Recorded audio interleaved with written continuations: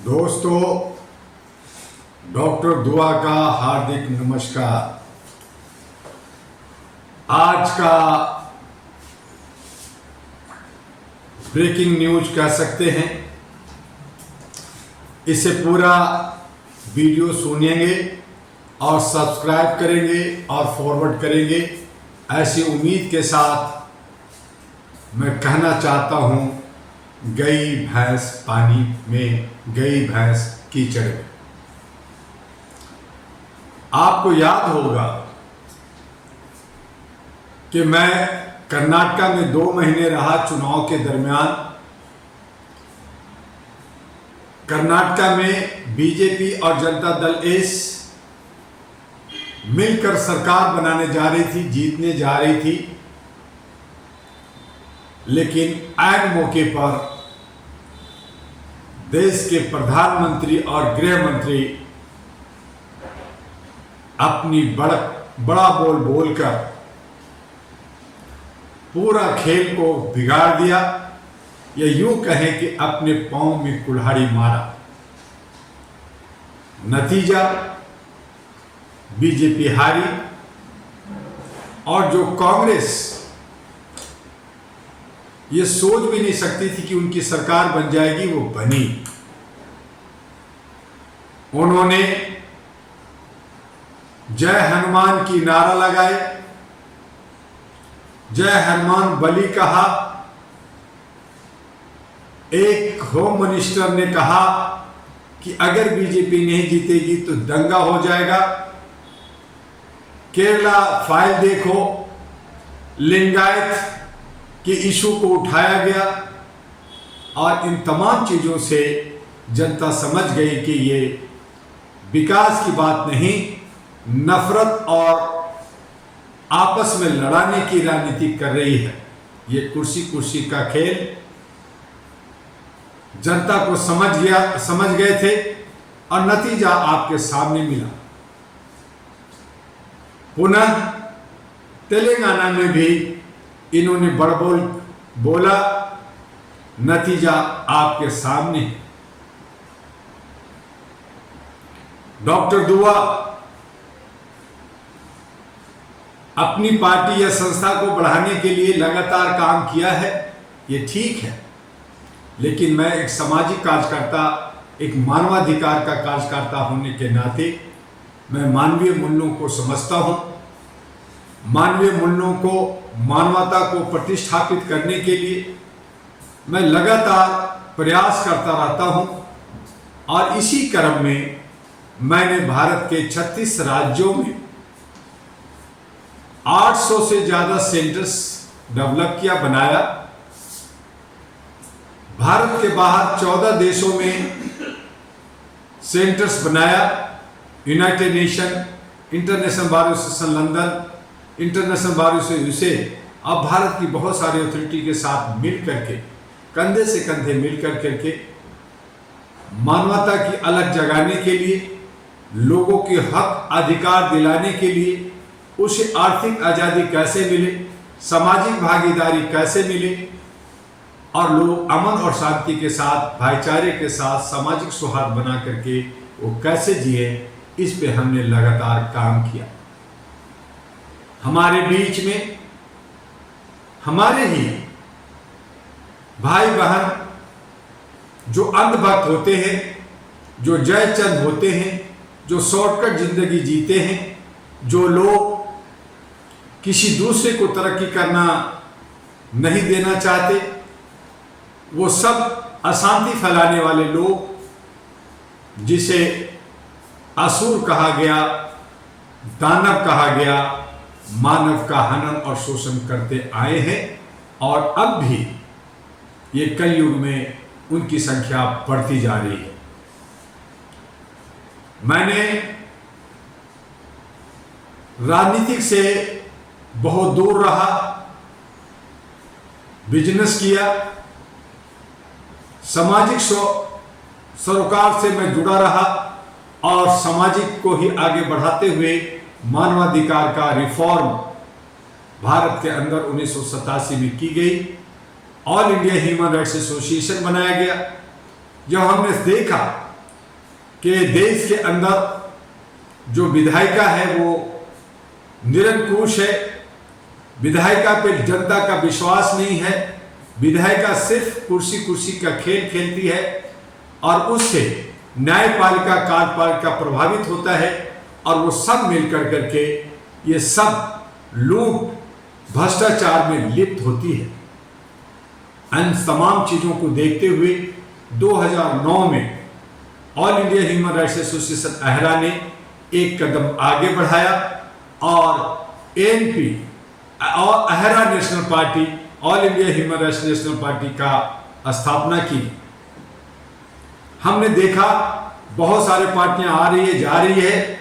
मैंने सबको समझा, लोगों को सहयोग करने की भरपूर कोशिश की, लेकिन लोग अहंकार में इतने चूर रहे, इतने गलत रास्ते पे रहे कि अंततोगत्वा अब हमें जो अहरा नेशनल पार्टी की स्थापना हुई थी उसे सामने लाना पड़ा। अब हम चाहते हैं देश के अंदर हक अधिकार लोगों को मिले, आर्थिक आजादी मिले जिसमें बेरोजगारी खत्म हो, शिक्षा, स्वास्थ्य, सुरक्षा सबको समान रूप से मिले और हमें सामाजिक भागीदारी मिले और बाकी कुछ नहीं चाहिए। हम सब अमन शांति से रहना चाहते हैं, लेकिन देश के जो सत्ता में बैठे हुए लोग बड़ी चालाकी से, बड़ी चतुराई से चंद लोगों से चंदा, उनको चंदा और धंधा का काम शुरू करते हुए संवैधानिक पदों पे बैठ करके उन्होंने उसका मिसयूज किया। और हद तो तब हो गई जब 141 करोड़ को मौत का सौदागर बनकर मौत के मुंह में डाला गया और कोरोना का ढोंग रच करके जान से जनता को मारने की साजिश की गई। अब भी जिन लोगों ने इंजेक्शन लिया है उसमें न जाने कितने हजार लोग मर गए, कितने लोग मरने की कगार पे हैं। कहते हैं कि हार्ट अटैक, ब्रेन हेमरेज और बहुत तरह का सिस्टम सामने आ रहा है उन इंजेक्शनों से। उन इंजेक्शनों को मार्केट से बाहर किया जा रहा है। उन इंजेक्शनों पर जो हमारे देश के प्रधानमंत्री की फोटो थे, हर इंजेक्शन पे, हर डब्बे पे उसे हटा दिया गया। इससे साबित होता है कि आपने अपनी गलती को मान लिया। आज लोकतंत्र का पर्व मनाया जा रहा है। मैंने 2023 के जनवरी से ही कहता आ रहा हूं कि ये निरंकुश सरकार को बाहर हटाओ, तो हमने नारा दिया भाजपा हराओ, देश बचाओ, संविधान बचाओ।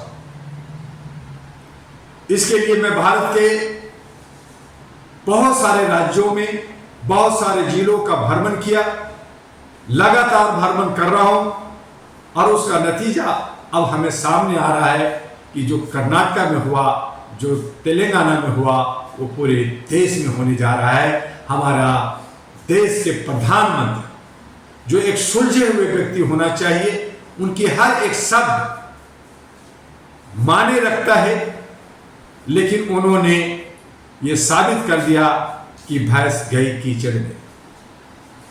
अब जिनसे उन्होंने चंदा लिया, धंधा किया, जिनको देश का प्रथम और द्वितीय व्यापारी बनाया, अरबों करोड़ रुपए का लूट खसोट हुआ, बहुत सारे 11,000 12,000 करोड़ लोन माफ किया गया, हर तरह की सुख सुविधा दी गई और जहां कहीं भी 2 व्यापारियों का नाम लिया गया उनको पर ईडी, इनकम टैक्स और छापे डालाए गए, उनको जेल भेजा गया। और इस तरह से दर्जनों लीडर सिर्फ कहने भर से जेल की सलाखों के अंदर है। आज देश के प्रधानमंत्री कहते हैं कि टेम्पो में भर भर कर अडानी अंबानी कांग्रेस को पैसा दे रही है ये लूट हो रहा है, ये ब्लैक मनी का खपत किया जा रहा है। ऐसे व्यक्तित्व से हमारे देश के प्रधानमंत्री को ईडी को चाहिए कि उन्हें अरेस्ट करे, कांग्रेस के दिग्गज लीडरों को अरेस्ट करे और उन 2 व्यापारियों को भी अरेस्ट करें। कौन लिया कौन दिया, क्योंकि सिर्फ कहने भर से जब सारे नेता जेल में हैं तो इन कहने भर से बिना इंक्वायरी का इन्हें जेल क्यों नहीं। हम सब लोग जो चींटी का शोरबा है, अगर हम कुछ कहते हैं तो इन्हें मिर्ची लगती है और हमें देख लेने का हमें धमकी दिया जाता है। एक छोटा सा अदना डॉक्टर दुआ जिसके बैंक अकाउंट सीज कर दिए गए हैं, हमें बार बार धमकियां मिल रही हैं, आप आगे ना बढ़ें, आप हद से ज्यादा ना बोले, आप इलेक्शन नहीं लड़ेंगे। तरह तरह से हमें उत्पीड़ित और शोषित किया जा रहा है। ऐसी सूरत में हमारी जिद भी अडिग है। हम बीजेपी को हराएंगे। 2 चरणों का हुआ, 3 चरणों, 4 चरणों, 5 चरणों, 6 चरणों, 7 चरणों, ये सारे चरणों में अब बीजेपी हारने जा रही है। खिसियानी बंदर खंबा नोचे, प्रधानमंत्री का वक्तव्य ही उन्हें ले डूबेगा। उन्होंने जिस तरह का वक्तव्य दे रहे हैं, ये एक फुहर, एक अनपढ़ और एक नासमझ की भाषा है। ऐसी भाषा बोल करके हमारे मोटा भाई के पसीने छुड़ा दिए हैं। मोटा भाई भी सोचने लगे हैं कि हम तो डूबे सलम, तुम्हें भी ले डूबेंगे। और ये सब जो गुजराती मॉडल लेकर के भारत के अंदर स्थापित करना चाहते थे, इनका मॉडल ध्वस्त होने जा रहा है। हमें इस बात का अफसोस नहीं है या इस बात का गम नहीं है कि दूसरी जो सरकार बनेगी वो कितनी अच्छी होगी, कितनी बुरी होगी, लेकिन कम से कम जिस देश ने हमें बेचा, जिसने देश में झूठ परोसा, नफरत परोसा और मुख मुद्दा से हटा करके कभी मंदिर, कभी हिंदू मुसलमान, तो कभी अन्य मुद्दा को लेकर करके और जान से मिड आदमी का सैनिकों को खत्म करा करके, जनता को खत्म करा करके ये घिनौनी सत्ता का भोग भोगने वाला, जिसे अंधभक्त कहते हैं कि विष्णु का अवतार है, अंधभक्त हैं, जिसने राम लाया उसे ही लाएंगे, जो ये नहीं समझ रहे कि वो राम को सामने रख करके रावण अपना गेम खेल रहा है। अब धीरे धीरे लोग समझने लगे, जनता जागरूक हो गई है। अब वोट किसे दे, ये हमें और आपको सोचना और समझना है। हमने बार बार कहा कि आप चाहे इंडिपेंडेंट हो, चाहे छोटी पार्टी हो, चाहे कोई भी हो, आप अपने सूझबूझ से अपनी पसंद के उम्मीदवार को वोट दीजिए। और जितने भी कॉर्पोरेट कंपनियां बना रखी है, जो लोग चंदा और धंधा कर रहे हैं, देश के अस्मिता के साथ खेल रहे हैं, देश को बेड़ा गर्क कर दिया है, देश को कई हजार साल पीछे ले जा रहे हैं। जहां विकास आगे जाना चाहिए वहां हम धरातल में जा रहे हैं। उसे बचाना होगा, लोकतंत्र को बचाना होगा, संविधान को बचाना होगा। और इस सब की जिम्मेदारी अब 65 करोड़ युवा युवतियों के कंधे पे आता है। आहरा और एनपी इसके लिए कमर कस चुका है। अब हम सब लोग खामोश थे, अब हम बोलना चाहते हैं। चाहे हमें किसी तरह का भी जुल्म, किसी तरह का भी कष्ट या किसी तरह का भी हमें दंड भोगना पड़ा, हम भोगने के लिए तैयार हैं। लोकसभा का रिजल्ट जो भी आएगा, अगर 200 से ज्यादा आती है तो मैं इसको साफ साफ कहूंगा कि बीजेपी का ईवीएम में चोरी, ब्यूरोक्रेट्स को खरीद कर करके उनको अपने पक्ष में लेना, इलेक्शन कमीशन की साझेदारी, और ये सब जो हमारे बहुत सारे पार्टियां हैं जैसे बीएसपी, बीजेपी का B team, Owaisi B team और कई पार्टियां जो प्रत्यक्ष अप्रत्यक्ष तरीके से बीजेपी को, आरएसएस को साथ दे रही है, ये सब देश को बर्बाद करने में लगी है।